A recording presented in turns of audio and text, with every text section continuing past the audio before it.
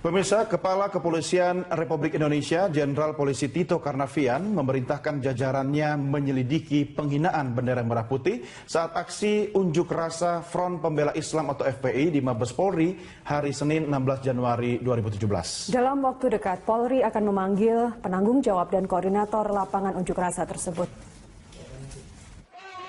Dalam sejumlah tayangan video dan foto dokumentasi unjuk rasa yang beredar, beberapa bendera merah putih dibubuhi tulisan Arab dan gambar pedang seperti bendera Arab Saudi. Bagi siapapun yang memperlakukan lambang negara dengan tidak layak termasuk bendera, maka ada pasal yang mengatur soal itu. Hukuman bagi yang memperlakukan bendera dengan tidak layak berupa 1 tahun penjara. Polri berharap siapapun yang bertanggung jawab terhadap bendera-bendera itu mengakui perbuatannya. Selanjutnya, Polri akan menyelidiki kasus ini secara maksimal. Sebelumnya, dari video yang disebarkan di media sosial, tampak bendera merah putih tercoret tulisan Arab dan gambar 2 bilah pedang menyilang dalam demonstrasi FPI di Mabes Polri. Bendera itu dikibarkan dan diiringi nyanyian lagu kebangsaan Indonesia Raya. Tim Liputan, Berita 1. Fraksi Partai Nasdem, Johnny G. Plate, mengutuk aksi pencoretan bendera merah putih bertulisan Arab. Sebuah foto dan video bendera merah putih bertulisan Arab beredar di media sosial. Meski kepolisian telah menyelidiki kebenaran gambar dan video bendera merah putih bertuliskan Arab yang dibawa ormas beredar viral di medsos, fraksi Nasdem menilai tindakan itu harus dihukum berat. Pasalnya, pencoretan bendera sebagai lambang negara dilarang dan diancam pidana 1 tahun penjara. Selain itu, perlakuan warga negara terhadap bendera merah putih juga diatur oleh undang-undang.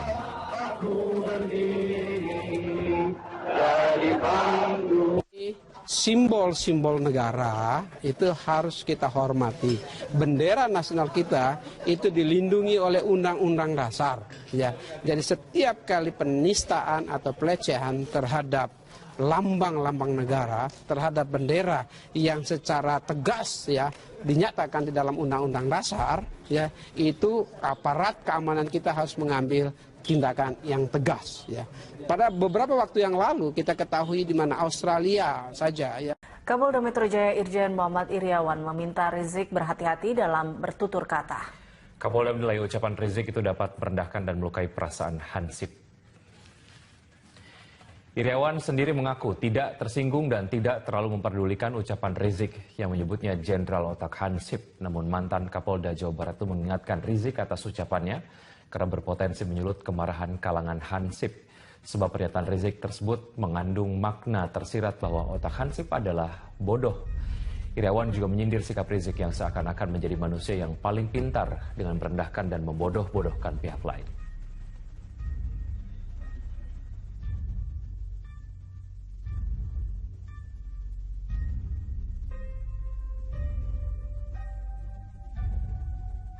Imam Besar Front Pembela Islam FPI Rizik Syihab kembali dilaporkan ke Polda Metro Jaya.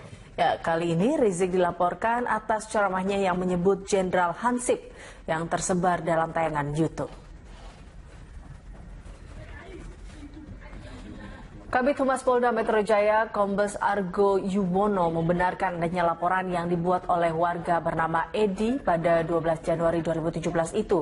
Edi melaporkan Rizik atas dugaan pasal 28 ayat 2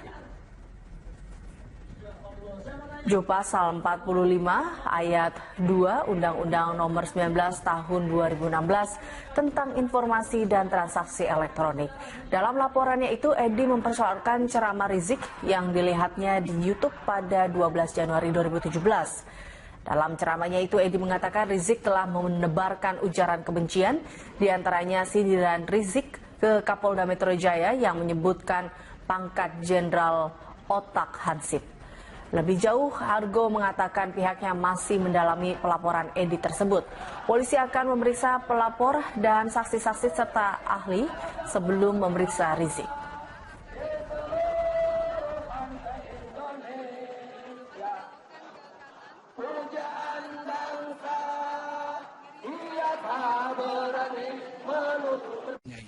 Rizik Syihab kembali dilaporkan ke Barreskrim Mabes Polri terkait dugaan penistaan agama. Rizik dilaporkan seorang wanita warga Kelapa Gading, Jakarta Utara terkait ceramahnya di kawasan Pondok Kelapa, Jakarta Timur pada 25 Desember 2016 yang lalu.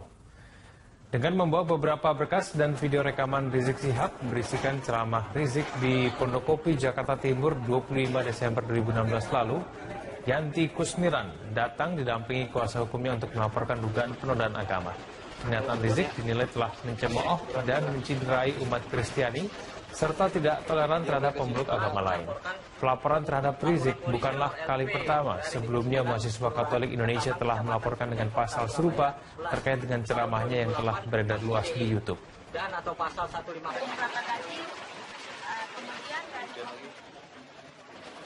Individu ya, sebagai perseorangan saya datang ke Bareskrim melaporkan saudara Rizik Syihab dengan dugaan penistaan agama. Terus terang saya sangat mencintai ya teman-teman saya, saudara-saudara saya yang muslim, tetapi saya tidak toleransi. Ya saya dilukai dengan pernyataan-pernyataan beliau yang di YouTube itu. Beliau menyatakan bahwa Tuhan Yesus itu lahir, bidannya siapa? Kan kami juga terluka. Ya justru karena itu dengan statement seperti ini akhirnya kerukunan antara umat beragama tercerai-berai. Anda menyaksikan Headline News pukul 12 waktu Indonesia Barat, saya Rike Caroline. Kepala Kepolisian Daerah Jawa Barat Irjen Pol Anton Carlian menyatakan siap dicopot jika dinilai bersalah dalam kasus penindakan keributan antara dua ormas. Pasca bentrok antara kedua ormas tersebut, muncul petisi yang meminta Kapolda Jawa Barat untuk dicopot. Pasca keributan di kawasan Mapolda Jabar dan sejumlah penyerangan di beberapa kota di Jawa Barat antara FPI dan Gerakan Masyarakat Bawah Indonesia atau GMBI, muncul petisi yang digerakkan oleh masyarakat untuk mencopot Kapolda Jawa Barat Irjen Pol Anton Carlian dari jabatannya. Warga menilai Kapolda Jawa Barat tidak bertindak objektif, terlebih setelah diketahui Kapolda Jawa Barat merupakan pembina harian dari salah satu ormas. Kapolda Jawa Barat Irjen Pol Anton Carlian mengaku siap jika dirinya harus dicopot dari jabatannya karena kasus keributan antara dua ormas. Namun dirinya meminta bukti kesalahannya dalam penindakan kerusuhan tersebut. Anton menambahkan dirinya akan menindak kedua ormas jika nantinya keduanya terbukti bersalah dalam keributan tersebut. Silahkan kalau saya dianggap salah dan saya mendapat jabatan itu adalah amanah, bukan untuk mendapat jabatan. Untuk bangsa dan negara jangankan jabatan, jiwa saya pun juga siap saya serahkan. Jadi intinya Bapak akan memproses dua kasus tersebut? Iya. Saya kesini itu bukan untuk jabatan. Nih silakan, kalau mau diambil juga sekarang silakan. Tapi tunjukkan bahwa saya salah. Tapi selama saya benar, saya akan maju terus. Ya. Kita ke informasi lain, pemirsa. Mereka yakni untuk menuntut pencopotan Kapolda Jawa Barat terkait dengan bentrok antar ormas yang terjadi di Bandung pada pekan lalu. Rekan Egit Hapsari akan melaporkan informasi selengkapnya dari Mabes Polri Jakarta. Egit, bagaimana jalannya aksi massa di sana? Detail baru saja masa dari demonstran Front Pembela Islam tiba di Jalan Trunojoyo. Mereka saat ini masih melakukan long march atau berjalan kaki. Sebenarnya dari titik kumpul mereka tadi di Masjid Al-Azhar yang jaraknya 1 km dari Mabes Polri. Dan saat ini mereka sudah tiba, namun gelombang massa atau gelombang demonstran ini masih terus berdatangan. Mereka berjalan dari arah Al-Azhar atau dari arah gedung Barreskrim Lama menuju ke depan gedung Baharkam atau gedung Museum Polri, karena memang nantinya aksi demonstrasi ini akan dipusatkan di satu titik, yakni di depan Museum Polri atau di depan Baharkam Polri. Mereka ini terus berjalan kaki menuju ke sana sambil berorasi. Dan sesuai dengan tuntutannya yang disampaikan, mereka menuntut Kapolri Jenderal Polisi Tito Karnavian untuk segera mencopot Kapolda Jawa Barat Irjen Polisi Anton Carlian terkait dengan insiden yang terjadi antara massa dari Front Pembela Islam dan massa dari Ormas Gerakan Masyarakat Bawah Indonesia atau GMBI setelah Imam Besar Front Pembela Islam Rizik Syihab diperiksa di Polda Jawa Barat hari Kamis lalu terkait dengan kasus dugaan penodaan lambang negara dan dasar negara. Saat ini para demonstran masih terus berjalan menuju ke Gedung Baharkam sambil berorasi dan sesuai tuntutannya mereka memang meminta Kapolri mencopot Kapolda Jawa Barat. Namun pada saat ini Kapolri Jenderal Polisi Tito Karnavian memang masih memiliki agenda lain, tepatnya di Mabes TNI Cilangkap, sehingga nanti perwakilan dari demonstran ini akan diterima oleh petinggi Mabes Polri yang lain. Dalam hal ini adalah Karopenmas Polri, Brigjen Polisi Rikwanto, dan Kabid Humas Polda Metro Jaya, Kombes Polisi Argo Yuwono. Namun mereka tentunya akan berorasi terlebih dahulu sebelum masuk untuk beraudiensi dengan pihak Polri. Zulfia, bagaimana pola pengamanan yang Anda lihat di sana? Dapat kami informasikan, aksi unjuk rasa yang berlangsung siang ini akan berlangsung sejak di Gedung Barreskrim Polri yang lama hingga ke depan Baharkam dan juga Museum Polri yang ini artinya di persimpangan Aditya Warman, sehingga pada saat aksi unjuk rasa ini berlangsung ada sejumlah ruas jalan yang ditutup, Zulfia, mulai dari depan Gedung Barreskrim lama atau di depan lapangan Bayangkara hingga ke persimpangan Jalan Aditya Warman. Sedangkan bagi kendaraan yang melaju dari arah Bulungan yang ingin menuju ke Trunojoyo ini dialihkan menuju ke Terminal Blok M, sedangkan sebaliknya dari arah Sisingamangaraja menuju Trunojoyo dialihkan ke arah kanan, yakni ke Bulungan. Dan memang sesuai peraturan sejatinya aksi demonstrasi ini harus usai pada pukul 18 sore ini, dan polisi juga menghimbau agar demonstran dan juga warga tetap menjaga agar aksi demonstrasi ini dapat menyampaikan secara langsung aspirasi mereka dengan mengedepankan kondusivitas dan juga ketertiban bersama. Zulfia?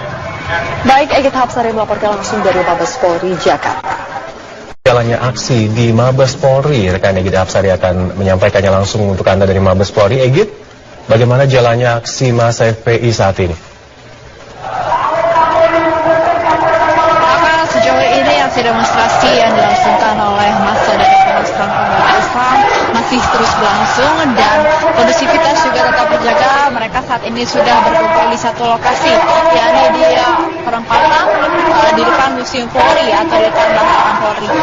Mereka saat ini sedang berorasi untuk menuntut Kapolri Jenderal Polisi Tito Karnavian untuk segera mencopot Kapolda Jawa Barat Irjen Polisi Ahmad Syarian. Desakan ini pun berkaitan dengan adanya insiden yang terjadi pasca pemeriksaan Imam Besar Front Pembela Islam Rizik Syihab di Polda Jawa Barat pada Kamis lalu, di mana pada saat pemeriksaan itu di lokasi yang berbeda terjadi insiden antara massa Front Pembela Islam dengan massa dari Ormas Gerakan Masyarakat Bawah Indonesia atau GMI. Sehingga selain mendesak Kapolri Jenderal Polisi Tito Karnavian untuk mencopot Kapolda Jawa Barat, massa demonstran dari Front Pembela Islam ini juga mendesak agar insiden yang terjadi di lalu dengan tuntas untuk mengungkap siapa intelektual yang berada di balik adanya insiden ini. Saat ini orasi masih berlangsung dan orasi unjuk rasa ini dilakukan di ruas Jalan Trunojoyo di depan Mabes Polri, sehingga terkait dengan adanya unjuk rasa ini memang ada sejumlah ruas jalan yang masih ditutup, yakni di depan lapangan Bayangkara hingga ke perempatan Jalan Aditya Warman atau di sisi lain Gedung Mabes Polri atau Museum Polri ini. Sejumlah arus kendaraan juga harus dialihkan selama unjuk rasa ini berlangsung, yakni kendaraan dari arah Bulungan menuju ke Trunojoyo akan dialihkan menuju ke Terminal Blok M dan menuju ke Senayan, sedangkan bagi kendaraan yang melaju dari arah flyover Antasari menuju ke Jalan Trunojoyo masih dibuka, namun mereka harus memutar balik kendaraan mereka kembali ke jalan di flyover Antasari, sedangkan jalan menuju ke Aditya Warman ini ditutup total. Sehingga bagi Anda yang ingin melintas ke daerah Trunojoyo dihimbau untuk menghindari daerah ini karena aksi demonstrasi ini memakan sejumlah ruas ruas jalan dan diperkirakan akan berlangsung hingga sore nanti. Alka? Jadi dari banyaknya massa di sana, apakah Anda memantau ada massa lain selain dari massa FPI dalam aksi ini? Sejauh ini kami memantau massa yang berdemonstrasi di depan Mabes Polri ini berasal dari Ormas Front Pembela Islam, namun beberapa unsur atau elemen ormas atau LSM lainnya diperkirakan juga akan ikut, namun kami belum memantau ada atribut-atribut LSM atau organisasi masyarakat lainnya. Namun mereka ini kompak membawa sejumlah banner, sejumlah poster dan juga spanduk yang menyuarakan desakan mereka agar Kapolri Jenderal Polisi Tito Karnavian ini segera mencopot Kapolda Jawa Barat, Irjen Polisi Anton Carlyan. Dan nantinya setelah berorasi di depan Museum Polri ini mereka akan diterima oleh perwakilan dari petinggi Polri, dari Mabes Polri akan diwakili oleh Karopenmas atau Kepala Biro Penerangan Masyarakat di Humas Polri, Brigjen Polisi Rikwanto, dan dari Polda Metro Jaya akan diwakili oleh Kepala Bidang Humas Polda Metro Jaya, Kombes Polisi Argo Yuwono. Memang sedari awal mereka ingin bertemu dengan Kapolri Jenderal Polisi Tito Karnavian, namun karena hal lain, karena Kapolri saat ini sedang bertugas atau menyelenggarakan agenda di Mabes TNI di Cilangkap, sehingga perwakilan dari demonstran ini nantinya akan diterima oleh kedua perwakilan petinggi Polri tersebut. Baik, Egit Hapsani melaporkan langsung dari kawasan Mabes Polri yang ada di Jakarta Selatan. Terima kasih. Rapim TNI Polri 2017, Presiden langsung menuju ke arena pameran industri pertahanan Mabes TNI di Cilangkap. Ya, apa saja yang menjadi fokus perhatian Presiden Joko Widodo? Kita langsung bergabung dengan Stella Nau di sana. Stella, bisa Anda paparkan apa saja yang disampaikan oleh Presiden Joko Widodo dalam pameran pertahanan tadi? Ya, tadi setelah Presiden Joko Widodo memimpin rapat pimpinan TNI Polri, Presiden langsung menuju ke ruang pameran di Mabes TNI, tepatnya di depan Aula Gatot Subroto.